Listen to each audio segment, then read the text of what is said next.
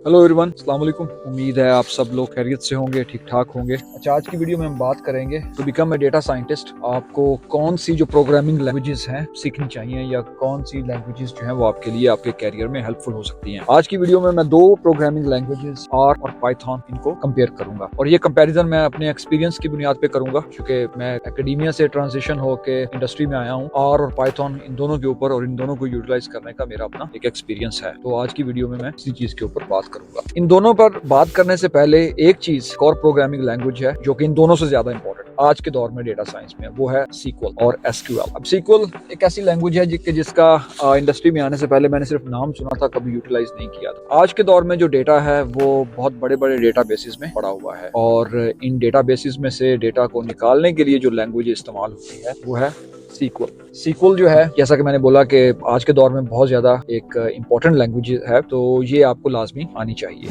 अब उसके बाद हम बात करते हैं आर और पाइथन के बारे में। पाइथन जो है वो एक जनरल पर्पस लैंग्वेज है, उसकी एप्लीकेशन बहुत ज्यादा है। उसके मुकाबले में आर जो है वो एक स्पेशलाइज्ड लैंग्वेज है। इसका मतलब है कि वो स्पेसिफिक फील्ड्स में इस्तेमाल होती है। आर का ब्रीफ इंट्रोडक्शन मैं दे देता हूँ। ये लैंग्वेज बेसिकली बिल्ड की गई थी स्टैटिस्टिक्स के लिए और स्टैटिस्टिशियंस ने ही इसको बिल्ड किया था। मोस्टली जो इसकी एप्लीकेशन है वो भी स्टैटिस्टिक्स में है और एकेडमिया है। It's a very specialised language लेकिन इक्वल पावर रखती है डेटा एनालिसिस, डेटा एक्सप्लोरेशन और विजुअलाइजेशन के लिए। ये बहुत ही पावरफुल टूल जो है ये साबित हुआ है। अब मेरी एक्सपर्टीज खुद आर में बहुत ज्यादा है क्योंकि मैं एकेडमिया से आया हूँ और मैंने अपनी पीएचडी में और बल्कि throughout masters to PhD मैंने आर को बहुत ज्यादा यूटिलाइज किया है। मैं आर को और पाइथन को रेगुलरली यूज करता हूँ। मेरे लिए दोनों ही इक्वली इंपॉर्टेंट है, लेकिन कुछ फैक्टर्स हैं जिनके ऊपर मैं आगे चल के वीडियो में बात करूँ। देखिए, दोनों लैंग्वेजेस जो हैं आर और पाइथन, ये दोनों ही डेटा पाइपलाइंस को बिल्ड करने के लिए, डेटा एक्सप्लोरेशन के लिए, data visualisation, modelling, data analysis, दोनों के लिए इस्तेमाल होती हैं। लेकिन इंडस्ट्री में डिपेंड करता है कि वो जो इंडस्ट्री जिस सेक्शन को आप टारगेट कर रहे हैं या जिस ग्रुप को आप टारगेट कर रहे हैं वो कौन सी लैंग्वेज यूज कर रहा है। अब मिसाल के तौर पर मैं जहाँ पे काम करता हूँ तो मेरी टीम जो है मोस्टली वो पाइथन को यूटिलाइज करती है, तो पाइथन में जो है वो प्रोग्रामिंग करते हैं, तो टीम डिपेंडेंसी जो है वो पाइथन के ऊपर है। लेकिन जब मैं एकेडमिया में था तो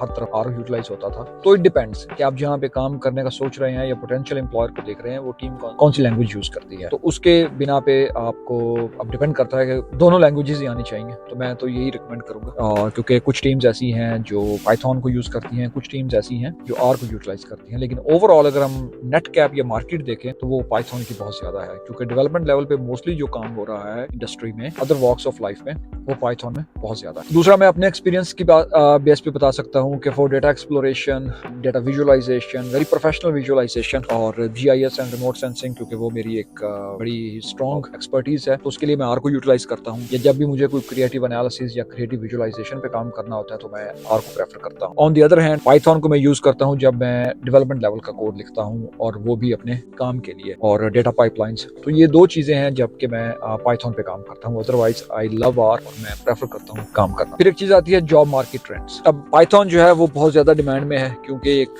जनरल डेटा साइंस लैंग्वेज है और डेटा साइंस रोल्स के लिए उसको जनरली प्रेफर किया जाता है। फिर आज जेन एआई का दौर है, सॉफ्टवेयर इंजीनियरिंग, हर जगह पे पाइथन की एप्लीकेशन है। आर जो है, अगर आप एकेडमिया में हैं, एकेडमिया में भी डेटा साइंटिस्ट होते हैं, तो या अगर आपकी स्टैटिस्टिक्स हैवी नीश है और आप ऐसी इंडस्ट्री में काम कर रहे हैं जैसा कि पब्लिक हेल्थ है, बायो इन्फॉर्मेटिक्स है, वहाँ पे आर की एप्लीकेशन बहुत ज्यादा हो डेफिनेटली, क्योंकि आर स्टैटिस्टिक्स उसकी पर्पस है। तो ये एक ऐसी इंडस्ट्रीज हैं जहाँ पे स्टैटिस्टिक्स की जरूरत होती है, तो आर वहाँ पे काम आ सकता है। इस लेवल पे आने के बाद जो मेरा अपना एक्सपीरियंस है उसकी बुनियाद पे मैं ये कह सकता हूँ कि you don't need to choose one over the other. आप बेसिकली दोनों ही सीख सकते हैं, बल्कि सीक्वल को भी आप स्टार्ट ही उससे करें, आपको वो भी आना चाहिए। आप जॉब मार्केट में एंटर होने से पहले आप सीक्वल पे आपकी कमांड अच्छी होनी चाहिए, क्योंकि जैसा मैंने पहले वीडियो में बताया, इसी वीडियो के स्टार्ट में बताया कि डेटा बहुत बड़े बड़े डेटा बेसिस से आ रहा है। आज जेएनएआई जो है वो सीक्वल के साथ मिलकर बहुत अच्छा मतलब काम करता है और जेएनएआई को यूटिलाइज करें इन सारी लैंग्वेजेस को सीखने के लिए। इसके अलावा मैंने और कोई लैंग्वेज नहीं देखी डेटा साइंस में। सीक्वल, पाइथन एंड आर, आपकी कमांड सभी पे होनी चाहिए क्योंकि हर लैंग्वेज का एक अपना पर्पस है। तो ये आपके कैरियर के लिए बहुत ही ज्यादा फायदेमंद साबित हो सकता है। अब इसके अलावा कुछ और फैक्टर्स हैं, मिसाल के तौर पर ईज ऑफ लर्निंग। तो लर्निंग कर्व जो है वो हर लैंग्वेज का अपना हो सकता है। अब मेरी प्रोफिशिएंसी आर में थी तो पाइथन पे आने के लिए मुझे थोड़ा सा टाइम लगा, और इसके बरक्स अगर मैं सीक्वल को देखूं तो उसका सिंटैक्स मुझे बहुत आसान लगा, क्योंकि वो आर में एक लाइब्रेरी है टाइडीवर्स, जो कि एक कॉम्बिनेशन है बहुत सारा लाइब्रेरीज का, तो उसमें एक डीप्लायर लाइब्रेरी है, तो उसकी जो वर्डिंग है वो उससे बहुत ज्यादा मिलती जुलती है, तो मेरे लिए बहुत ज्यादा आसान। लर्निंग कर्व हर एक का मुख्तलिफ हो सकता है। दूसरी चीज जो उसमें आती है वो है कम्युनिटी एंड सपोर्ट। सीक्वल को कभी मैंने उसकी बहुत कम उसको यूटिलाइज किया, लाइक स्टैक ओवरफ्लो, लेकिन जब से चैट जीपीटी आया है तो उस पर भी हम काम ही जाते हैं, क्योंकि चैट जीपीटी से डायरेक्टली पूछ लेते हैं कि अगर कोई एरर है या कोई इशू है। पाइथन और depending upon their net cap market में दोनों की कम्युनिटी जो सपोर्ट है वो बहुत ज्यादा अवेलेबल है। बिफोर चैट जीपीटी और gen AI Stack Overflow was there, और आज भी हमें समटाइम ऐसा इशू आता है कि चैट जीपीटी उसको सॉल्व नहीं कर सकता, तो हमें दोबारा वापस स्टैक ओवरफ्लो के ऊपर जाना पड़ता है और उसको देखना पड़ता है कि उसमें मे बी ऑलरेडी किसी ने इजी हैक जो इजी सोल्यूशन जो उसका